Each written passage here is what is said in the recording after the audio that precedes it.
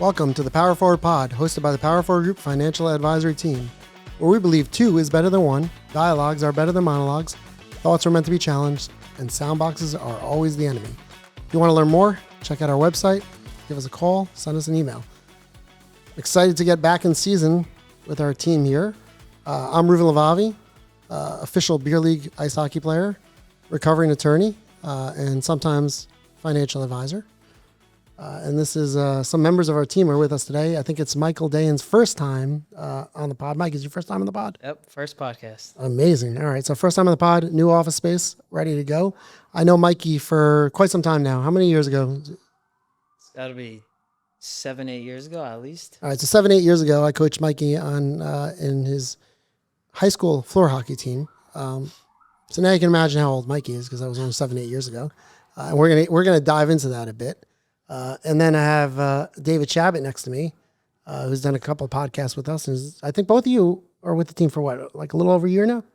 Yeah, I'm here over a year. And Mikey's got like 2 weeks on me. Yeah, I'm almost at 2 years now. 2 weeks on you on the team, but David and I know each other a lot longer than you and I know each other, Mikey. Only because we're much older, but also goes back to school, right, David? How do we know each other? Yes, Ruvin likes to say that I stole his lunch, but it was first grade, so I think everything after second grade is forgiven, or before second grade. But yeah, we went to nursery together and stayed friends throughout. At least I think we stayed friends. So as school friends, that's all we're going to talk about, guys, because we always go back to, elementary school and high school days. But I am going to wrap back at the end to another story, Dave, and see if you remember it.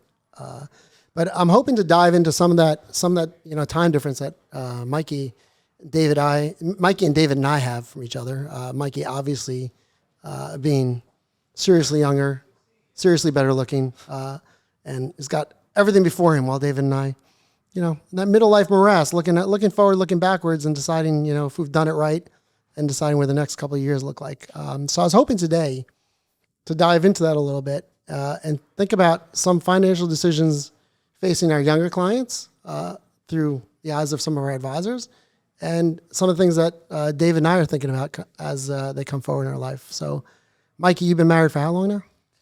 A little over 2 years now. Okay. All right. So, you got it down pat, figured it all out? Not really. We're getting there. Oh, I mean, you did help me. I mean, I'm married 20 years. Mikey gave me a massive assist this year. I never clients who need help with like some travel ideas, right, Mikey? Yeah. Went back to your honeymoon spot 10 years later? 20 years later. Thank you. 10 years later. I like that. I'll go 10 years. 20 years later, Mikey got me back to the same hotel we went on our honeymoon. I couldn't afford it then, and I can't afford it now. So it tells you about inflation and growth and staying at places we can't afford and having a great time together.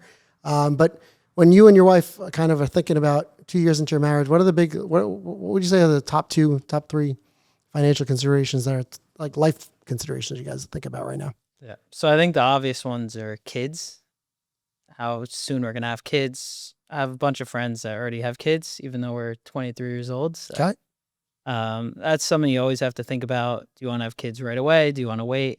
Do you want to enjoy the DINK life, which people don't know, dual income, no kids, which is probably the best life. Wait, Dave, you ever hear of DINK life? It sounded insulting, but no, that was the first time I heard of it. It was a first for me. I'm focused on 6'7", 6'7". Trying to figure that one out. And 41, come on. I didn't know about 41 yet. I don't know about 41. It's the evolution of 6'7". It does it better than me. All right, going back to DINK life. Give me DINK life again. So it's when stands for dual income, no kids. Okay. So that sounds great, honestly. It sounds like you're rich. I think you're richer than both David and I right now then. For now, until we have kids. It's not very hard, but yeah. Okay, so dual income, no kids. Did you guys discuss like how many kids optimally you want?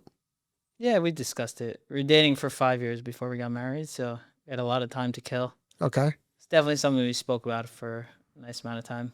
Dave, is that something you guys discussed before the early stage of your marriage? I actually think on our first date, me and my wife, I think she said like, "Oh, I want to have 5 kids," and some reason I didn't run.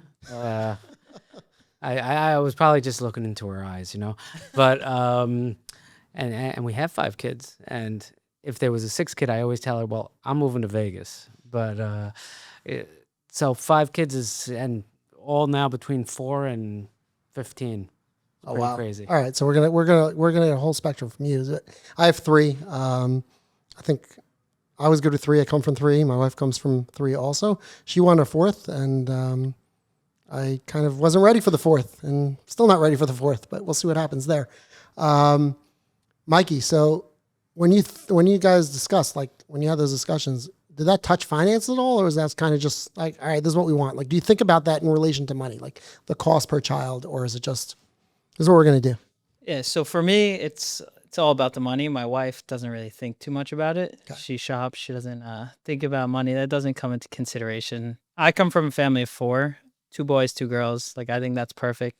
She has 5 other siblings, so there's 6, but they also had 5 girls to start. So I think her dad really wanted the boy, and he got it. So you never know what it's going to be. If you don't have a boy, maybe you keep trying. If you don't have a girl, you keep trying. So, but you could only have so many kids also. David's stuck at 5. I know. Stuck at 5? Are you done? Well, we had our 4 boys, Okay.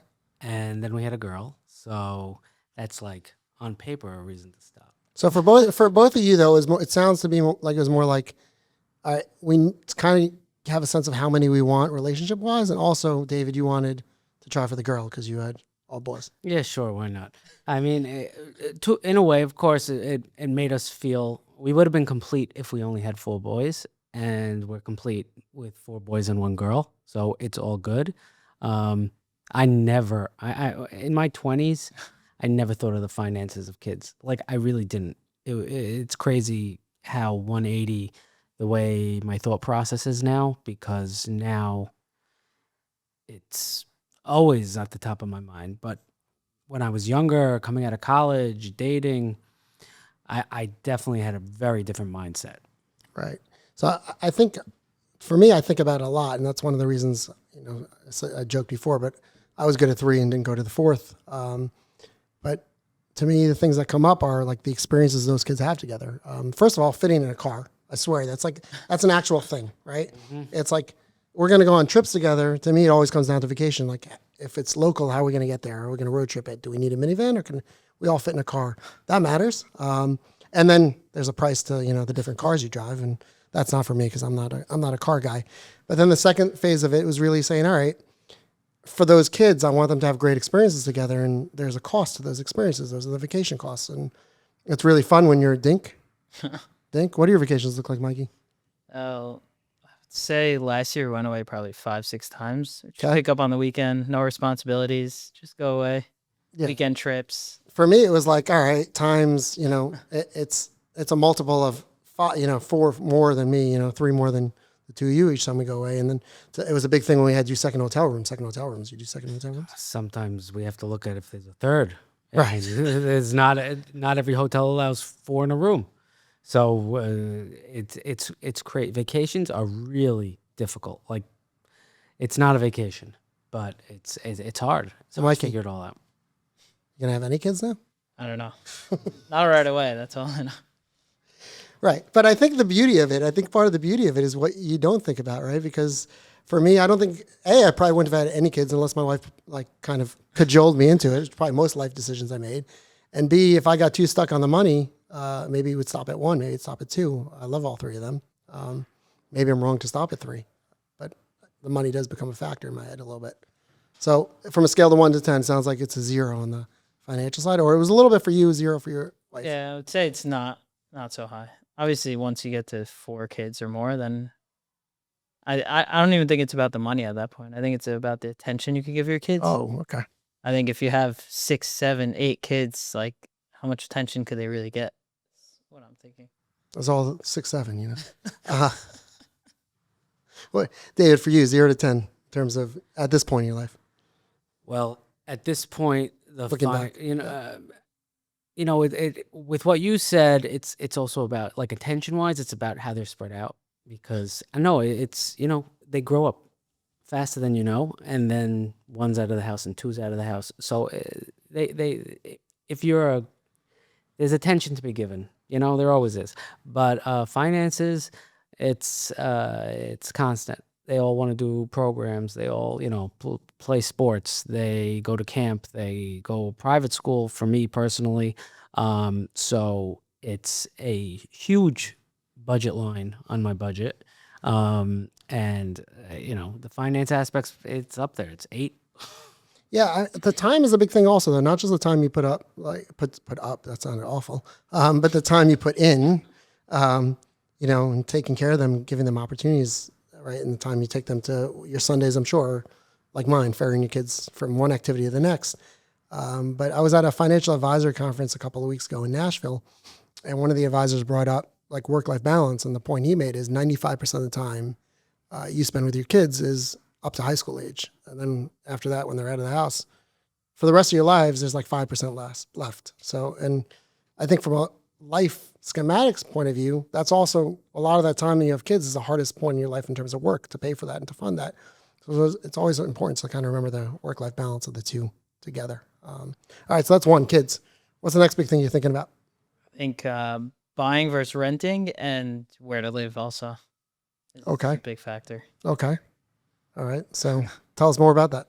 So right now we live Upper East Side in the city. We love it, but to raise a family there, you don't really know about that. There's not a big community. Our families aren't there. Right. My family's in Jersey. Hers is in Brooklyn. So you also have that dilemma. Do I want to be next to her parents or with my parents? And where does she want to be? And there's a lot of obstacles that you have to go through there. Right. Well, who's going to help out more? Her side or your side? I don't know. It's tough. Yeah, you got a no comment that. You had no comment that? Sounds like a question that you no comment. Yeah. You're going to get in trouble after this podcast? If she, No, if David, I'm not talking about David. If David answers this question, I think he's getting in trouble after this podcast. Oh no, I was talking about Mikey. Okay. It's I'm good. Okay, no comment. Fine. All right. So there's different costs, right? City, Yeah. New Jersey, Brooklyn. Is it a cost question or is it again more of a life question? I think it's both. I think it's also if you want to buy versus rent is also a big question. It's Brooklyn might be a little more expensive, but you're also closer to the city. It might be inclined to work harder. There's a lot of questions that come into there. And Jersey might have a better life. You might have bigger house, bigger land, bigger property. Yeah. Spend time with your kids, have a bigger house, and not. Right. So now again, we're tied into kind of finances and work-life balance. When you think about buy versus renting, what does that mean to you? Like is that the financial paradigm? Do I buy or I rent? So I think we get questions all the time on our meetings. Should I buy or rent? What makes the most sense? Yeah. Right. And I think right now, just with everything going on, I think it makes sense to rent, but that's really just financially. There's also the emotional side of owning a home. If you rent, you're really not going to make it your home. So that's something you have to think about. And yeah, I don't know. There's no right answer, but those are the two things you have to keep thinking about. Well, what is the financial? There's a financial paradigm there that comes up sometimes on buy versus rent. Like, all right, let's say I have the down payment. I can afford it. Why would I not buy? There's a higher cost to it if you're going to have to leave the house also. What if you outgrow it in the next 3, 4, 5 years? Costs more with the mortgage, it's going to cost more than renting the same exact place. Right. Because I haven't paid down that much principal yet or any of that. Exactly. What are the rates we're seeing these days? I'd say if you're lucky if you get in the low 6s. Right. Yeah. I see sometimes in high interest rate environments, we'll tell clients, take an adjustable rate mortgage, a non-fixed mortgage, which when you think about it is almost like rent, right? Because the idea is you're really just paying the lowest interest cost you can. You're not going to touch the principal. And then you'll decide in the future, do I want to refinance that fixed mortgage at a lower rate? Or do I want to, just change property? And I don't really have anything, any roots in this. Yeah. I mean, how about you? You guys own or you bought?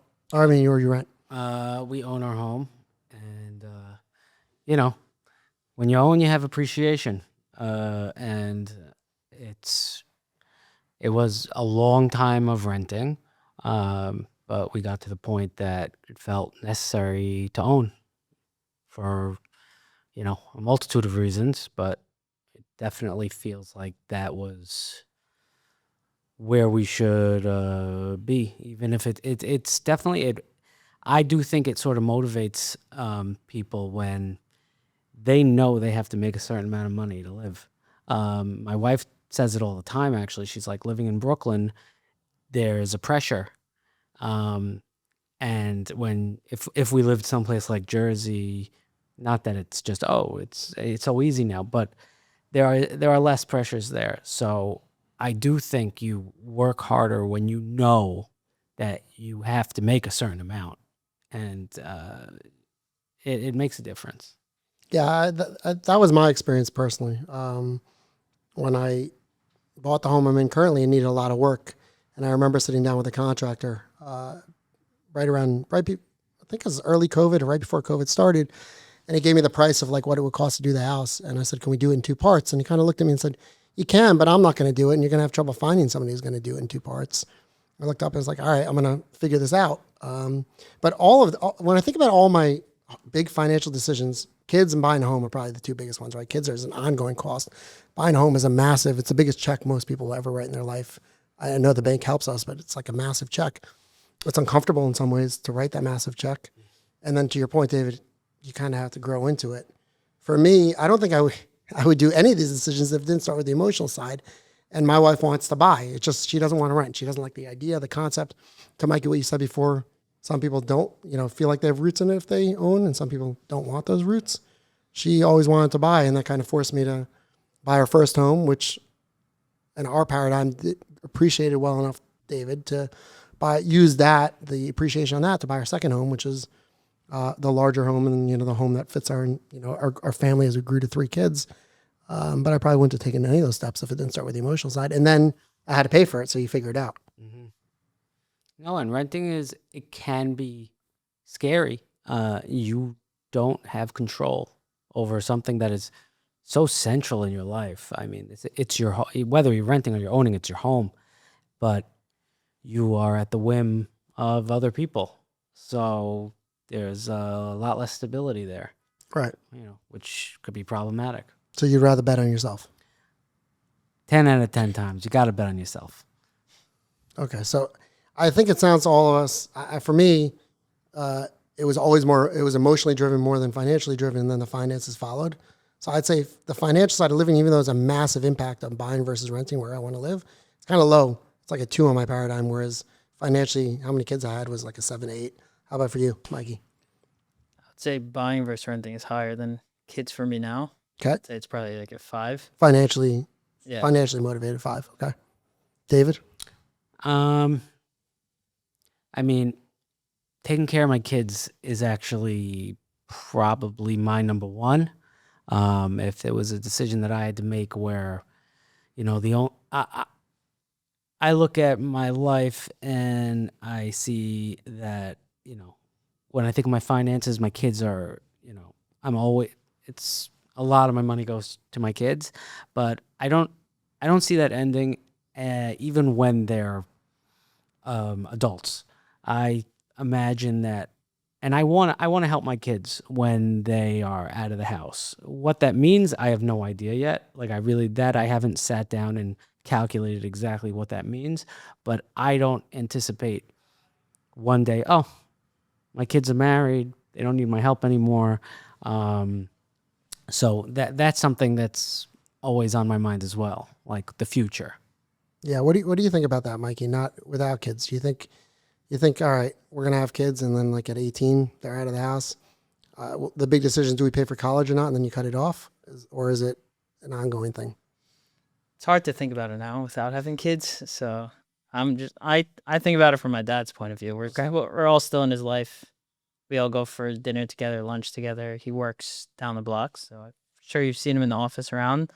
But yeah, I don't think it stops when you're 18. I don't know necessarily about supporting them, but you want to make sure that they're well off, they're able to live. It's more about the lessons you teach them, I think, than actually financially supporting them. If you're just giving them money, they're not really going to learn. Right. So, Yeah, that one's really interesting to me, because when we do financial planning for clients and you model it out, like we'll use computer programs to model out like what a financial plan looks like, the conversation is very linear. It's very much like, all right, I have these kids. The question we ask as advisors are you going to fund college, or are they going to take out loans? And then the assumption, and we make this assumption probably incorrectly, because David, from what you're saying and the way you're living life is, all right, that's it. We're done. Like there's no more costs going on. I think the reality is definitely different, right? Yeah. I think you'd be offended, Mikey, if your dad said you're paying for lunch today. yeah. Yeah. I would never expect it, but yeah. You never expect your dad to pay for the lunch you have with your dad? For him to ask me to pay. Okay. Right. But how about supporting you? How about helping you buy your first apartment, renting your first home? Is that something you think? I'm not asking you to share with the world if that was what was done, but like, is that something you can see being part of like an ongoing financial relationship with your parents? Yeah, he did help me buy my first apartment, so I don't know if I would have bought if I didn't have him, but I think it's something he taught me that he loves owning houses. I think that's like his. Wait, so Mikey likes to rent and then bought his first apartment with some help from dad, right? Yeah, You won on both sides of that. Yeah, diagram. exactly. Let's go. I'm more of a mathematical guy than him. Like I look at the numbers, just especially just with these rates, it doesn't make sense to buy. Like you're looking at something that if you rent, it will cost you 4 or 5,000 versus owning it's going to cost you 10, 11,000. So, Especially when you live in the DINK life. yeah, exactly. Okay. So, yeah, then it's not even about the appreciation you're going to get. Think about that $4,000 or $5,000 difference. You could invest in the market. Right. You could invest in. But on the reverse, right? That apartment you have, if you decide you're going to buy in Brooklyn or Jersey, whatever you decide, right? Those are the two options. If that apartment grows in value in New York City over some time and you decide to sell it, you could use some of that upside to help pay for the down payment on the second property. And that appreciation might get you a property that fits 6 kids. You're going to have 6 kids? Yeah. Not 6 kids. No, 6. Definitely out. Definitely out. Okay, we won't tell your wife. Okay. You know, sometimes people have twins and could be Ooh, tail end. we have a friend like that. I mean, yeah, which one? I don't know. Well, we have one who had triplets. No? Definitely not triplets. I'm Maybe getting it's my old. I friend. don't remember as much. I feel like I had a friend, and this is the Carson era. They had one, and then they had triplets. And it's a new car, it's a new home, it's a new everything. So it's like kids' finances plus like all those big financial changes happen automatically. But yeah, I think that makes a lot of sense, David. On the flip side, for you, and for I'll use you as me. All right, so do we keep funding our kids? Do we keep not funding necessarily, but stay involved in their lives and think about that? How about like what's the big picture item that you're thinking about at we won't give your age, but we'll call it mid-age. Well, I'm not. Listen, I pray that I don't have to support my children. It's more of a lending a helping hand and just being there. My life changed as I was in a family business. I grew up in a family business, and I assumed that my kids would. So Not the same family business. yeah, there was 40 years of my life. Maybe I wasn't thinking about it in my first 10, but I was going to work for my dad, with my dad, and then eventually my kids would come into the business as well. And so that's a type of support also. I mean, when you're giving them a leg up because, hey, there's a business you could come into. And very quickly and suddenly that changed. And, now I'm here, which is amazing. But it's not a family business. It's totally different. Right. So my trajectory has changed, which was difficult in its own part. So I now have to figure out, what that means in terms of my children. Thank God they're all healthy, they're all smart, and I have a lot of confidence that they'll be able to do their own thing. But to me, I'd like to figure out a way where I have money for retirement. Not that I think I'd ever fully retire, but there should be something there so that me and my wife can enjoy the years together when we don't have a bunch of little kids running around the house. But at the same time, if my kids need some help, I'd love that we're all live in the same state at least, or side by side states in New York, New Jersey. And You can influence some of that with money, right? Buy them the home, and then you influence it it. does make it a lot easier, doesn't it? I mean, be the puppeteer. Right. For some, money is power. Puppeteer. Yeah, exactly. I don't want to do that. No. Okay. Let them make their own decisions, but just Make their own nicely. decisions, but I give them the love so that they stick around.